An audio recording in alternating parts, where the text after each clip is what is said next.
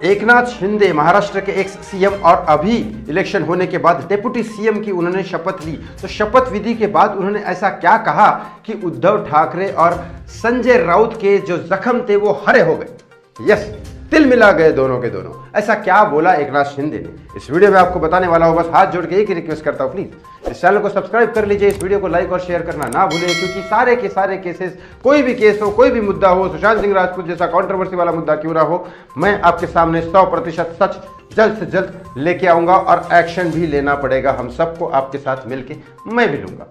एकनाथ शिंदे महाराष्ट्र की सरकार में खलबली मचाने वाले, पिछले 2.5 साल पहले उन्होंने अचानक उद्धव ठाकरे को छोड़ दिया।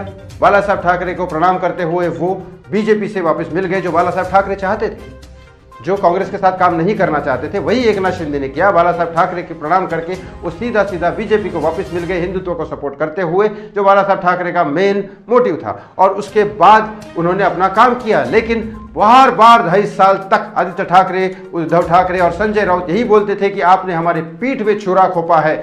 छुरा इन्होंने खोपा बाला साहब ठाकरे के अंदर, या एकनाथ शिंदे ने बाला साहब ठाकरे को सपोर्ट किया, या फिर उद्धव ठाकरे जो बोल रहे कि एकनाथ शिंदे ने पीठ से छुरा खोपा। क्योंकि मेन शिवसेना कौन है? मेन शिवसेना है बाला साहब ठाकरे, जिन्होंने बहुत सारे अच्छे काम किए। आज भी उनके एम्बुलेंस, आज भी उनके हॉस्पिटल से आ रहे थे, लेकिन उनके जाने के बाद उन हॉस्पिटल्स में क्या होता है ये हमने कई बार देखा है। जैसे कि कुपर हॉस्पिटल में बहुत सारी खबर आई है न्यूज मीडिया में। लेकिन आप मुझे बताइए, बाला साहब ठाकरे के आदर्शों को मानने वाला शिवसेना भक्त होगा, या बाला साहब ठाकरे के आदर्शों को अगेंस्ट में जाके उनका काम करने वाला? जैसे कि बाला साहब ठाकरे ने बोला कि कांग्रेस के साथ कभी हाथ नहीं मिलाऊंगा, और उद्धव ठाकरे जी ने कांग्रेस के साथ हाथ मिलाया। या वो एकनाथ शिंदे जो बाला साहब ठाकरे के हिंदुत्व को आज भी सपोर्ट करते हैं और बीजेपी के साथ बाला साहब ठाकरे थे, आज भी एकनाथ शिंदे बाला साहब ठाकरे के सपोर्ट में, आज भी उनकी बात मानते हुए बीजेपी के साथ में है। अब बताइए, बाला साहब ठाकरे के बाद इन दोनों में फाइट हो गई।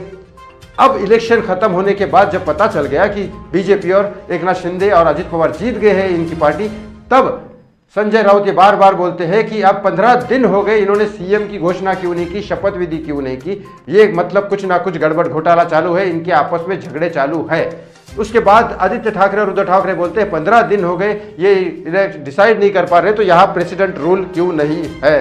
अरे जब आपने इतने सारे कांड कर दिए तब प्रेसिडेंट रूल नहीं आया, तो अब क्या आएगा? लेकिन इन्होंने तो सिर्फ सोच विचार मर्ज कर रहे थे, और टाइम लगता है। 5 साल के लिए अगर सरकार चुन के देनी है, मंत्रिमंडल वगैरह सारी चीजें डिसाइड करने में टाइम लगता है। होता है कभी कभी जब 3 सरकारें साथ में मिलती है, 3 पार्टी के लोग एक सरकार बनाते हैं, थोड़ा टाइम लगता है। आपकी आती तो पता नहीं आप कितना टाइम लेते। कहाँ में झगड़े होते रहते, शरद पवार, इधर उद्धव ठाकरे, उधर नाना पटोले, पता नहीं क्या क्या झगड़े होते हैं आप लोगों के। तो चलिए बात करता हूँ यहाँ पे ऐसा क्या बोला इन लोगों ने। तो बोला कि बहुत सारी चीजें बोली कि आपस में झगड़े चल रहे हैं, संजय राउत ने बोला। तब एकनाथ शिंदे ने बोला कि हम सब एक है, जिनकी जान जल रही है, जिनके पिछवाड़े में आग लगे, पिछवाड़ा नहीं बोला, जिनको ऐसी आग लगी है, जिनकी जान जल रही है, उन्होंने कहीं ना कहीं क्राइम किया है, जो अपने क्राइम छुपाने के लिए हमारे ऊपर प्रत्यारोप कर रहे हैं।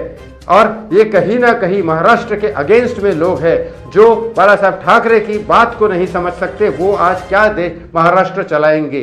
ये बात करने के बाद, उनके क्राइम की बात करने के बाद ऐसी आग लगी उनके जख्मों पे, ऐसा जख्म नमक छिड़क दिया जैसे एकनाथ शिंदे ने।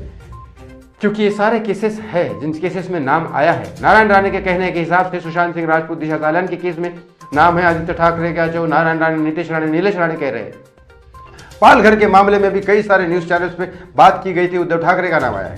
Corona scam, Balaji temple scam, Patra Chawl घोटाला, इन सब में नाम आया हुआ है। जहां तक संजय राउत काफी दिन जेल में भी थे। ये सारे जब क्राइम निकले तब इनके जख्मों पे नमक छिटक गया जैसे। तो एकनाथ शिंदे ने बोल के क्या किया? आपको क्या लगता है एकनाथ शिंदे के बारे में? कमेंट बॉक्स में कमेंट करके जरूर बताएं। थैंक यू सो मच, बहुत बहुत धन्यवाद।